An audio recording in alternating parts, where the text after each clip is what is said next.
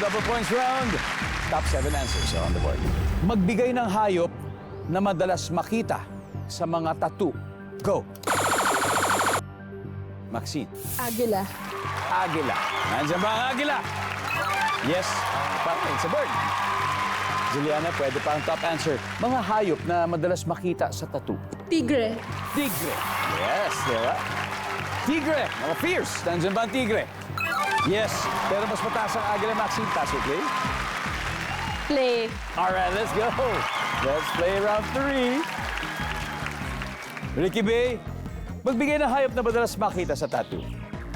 Dog. Aso. Oh. Lalo na kung, di ba, dog lover ka. Yes. Pwede yan, di ba? Oo. Top yan. Nandiyan ba ang dog? Yeah. Yep. Three months. Magbigay ng hayop na madalas makita sa tattoo. Snake. Yan, snake. Black mamba. Snake. Parang si Kobe Bryant. Nandiyan ba ang snake? Top answer. Jessica, hayop na madalas makita sa mga tattoo. Dragon. Dragon, isa pa yan. Nandyan ba ang dragon? Sabi po nila, swerte yan. Nandyan ba ang dragon? Yan. Bakulaw, pwede ba? Tatong bakulaw?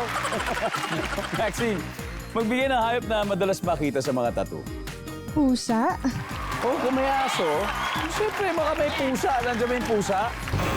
Walang pusa. Ayaw nila. Ricky May, ano pa kaya? Mga hayop na madalas makita sa tattoo. Unggoy. Oy, unggoy. Unggoy. Yung maliit na version ng, ano yan, ng bakulaw. Bakulaw, oo. Unggoy. Wala rin. Team Valdez, time to huddle. Okay, Kuya Monsing, magbigay ng hayop na madalas makita sa mga tattoo. Ayan, ayan, naabutan. Ito na, may game plan na sila. Butterfly or owl. Ay, ito. Ano kaya? Ano kaya? Hayop na madalas makita sa mga tattoo. Ano kaya? Lion. Lion, Juliana? Paru-paro. Paro-paro? Miguel? Gorilla. Gorilla!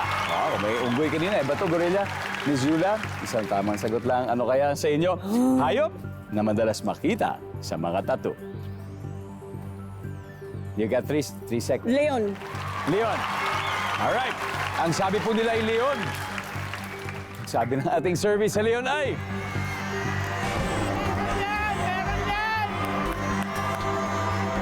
Let's find out sa pagbabalik ng Family Feud.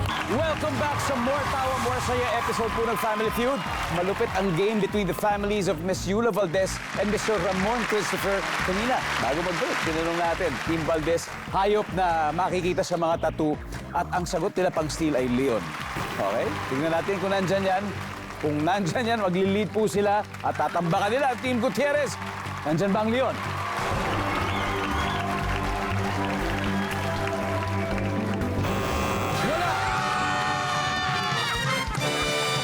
Alright, let's see. Ano kaya ito? Number 7.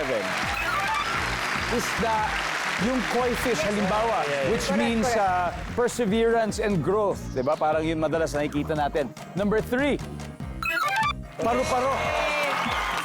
Means transformation. Yes. Diba? Or freedom. Yan po. After 3 rounds, ang Team Gutierrez is leading with 204.